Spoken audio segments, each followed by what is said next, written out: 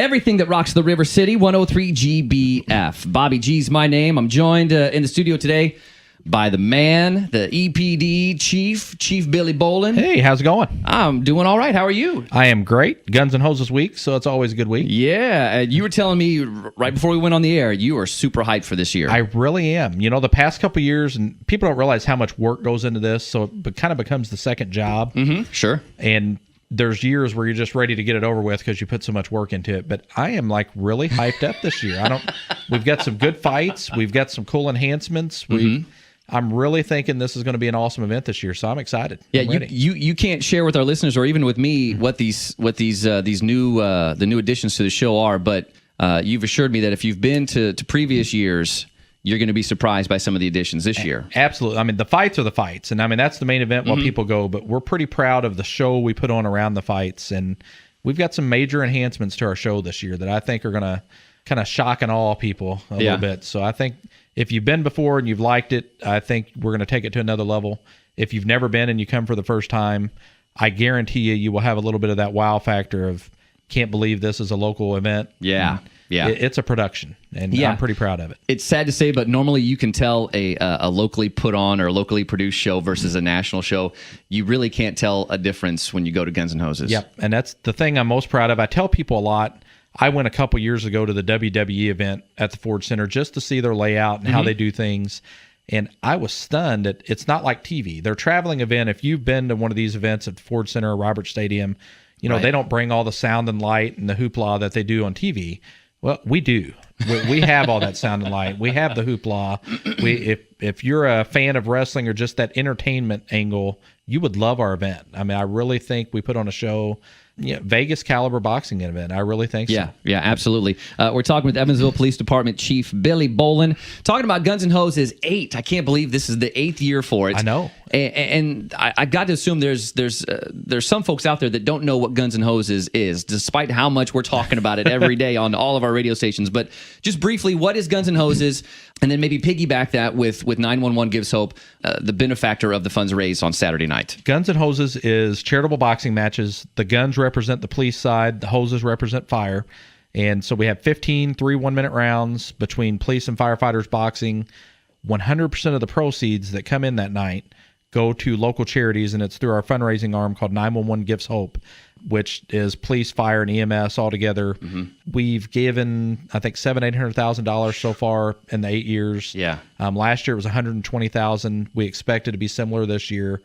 Our goal every year is to get enough sponsors from the community to cover the cost of the event so that every ticket we buy, your money that you're paying, goes straight back into the community. That's great. And we've been able to do that again this year. The only thing we pay other than giving money away is our expenses, advertising, rental of the Ford Center, the sound and light, the new tricks we have up our sleeve this year.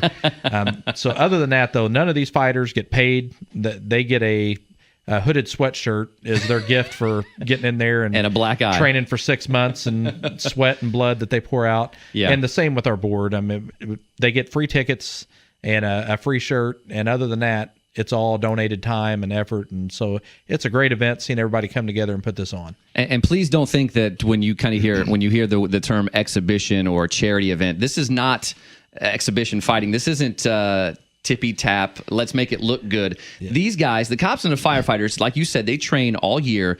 There's a lot of pride. Some of these guys are return fighters. Maybe they lost last year. They want to win again this year. This is legit boxing. It is absolutely legit, and it's in good sportsmanship. We've grown to love each other.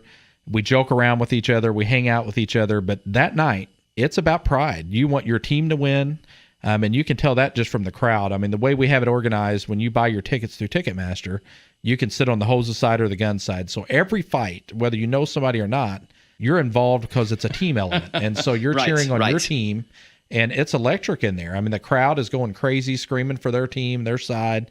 And then now that we've been doing it 8 years, we have names that people are familiar with, like Willie Curry from the Henderson Fire Department. Right. Fights for the hoses. He's 6-0. He's never been beat in this event. And I think it's kind of like a Rocky movie where he's fighting the Russian. You know, even a lot of the gun side have started liking Willie. He's such a nice guy, such a likable guy. But this year he's fighting Chris Rowe from Vandenberg County Sheriff's Department, who's like the guns captain. And he's the same way. Everybody loves him. He's a nice guy, but we've got two just absolute beasts that are going at it. And yeah, I'd be scared to death to fight either one of these guys. So it's going to be a fun night. And we've got a bunch of fights like that are just really good, entertaining fights. And at the end of the night, like you said, it's a team event. So each fight counts as a point for your team. Yes. At the end of the night, the team with the most points wins a belt. Yes. So tell me, who has the belt right now? We have the belt now. The Guns have the belt. The Guns won it last year.